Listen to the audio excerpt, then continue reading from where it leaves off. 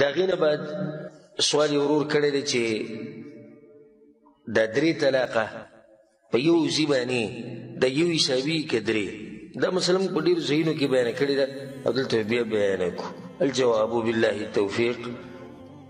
په دې کې د فقهاو اختلاف دی چې آیا درې واقع کېږي که درې په یو ځای یو واقع کېږي، او صحیح خبره دا د دلایلو په رڼا کې چې درې په یو ځای په یو مجلس کې د یو واقع کېږي. که دی داسې ووایي چې ته په ما باندې طلاق یې په درې کاڼو، او که دی داسې ووایي ته طلاق یې، او که دی داسې ووایي چې ته په 100 پیرو طلاق یې، او که دی ووایي چې د همیشه دپاره طلاق یې، او که دی ووایي چې 1,00,000 پیرې طلاق یې، دا ټول به څو طلاقونه شمارلی کېږي؟ یو طلاق به شمارلی کېږي. او دا د شیخ الاسلام ابن تیمیه رحمه الله د سعودي عرب علما او محققین علما هغه ټول دې له ترجیح ورکوي.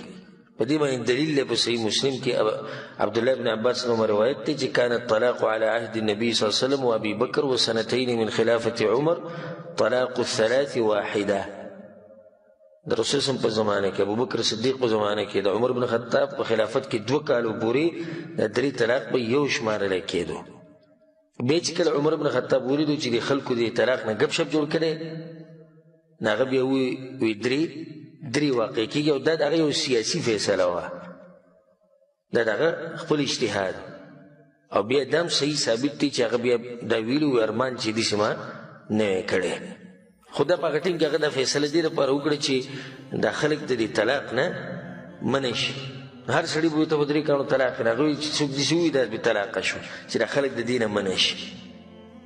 دغه شان دا یاد ساتئ چې طلاق یو بدعي طلاق ته یو سني.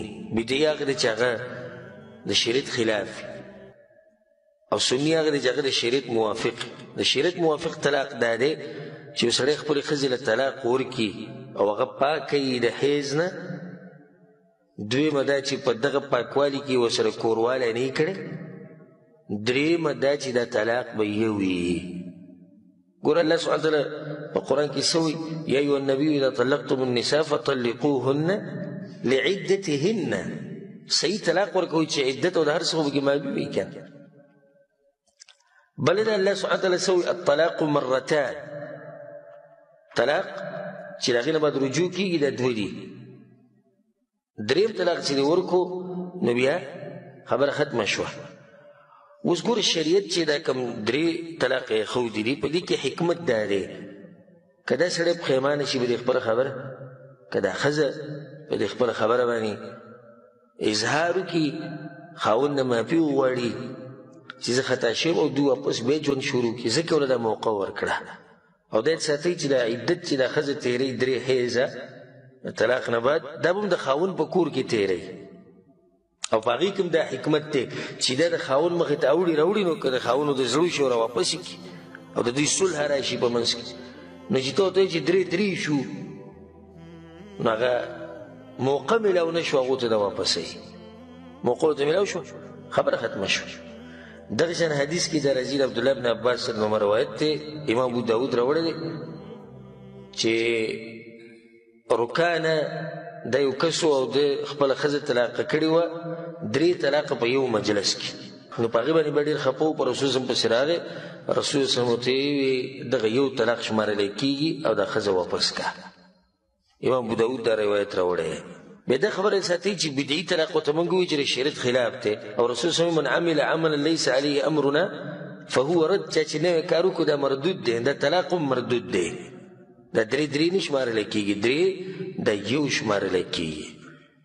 او په دې خبره کې خیر دی، په دې کې فایدې دي. اولنۍ دا چې دا طلاق دا چې یو شمارلی کېږي دا د شریعت موافق طلاق دی، نو موږ د شریعت خلاف کار خو نشو کول. دویمه دا ده چې دا د حلالۍ دروازه بندول دي. او زموږ په ملکونو کې د حلالو دپاره یې سینټرې کولاو کړي.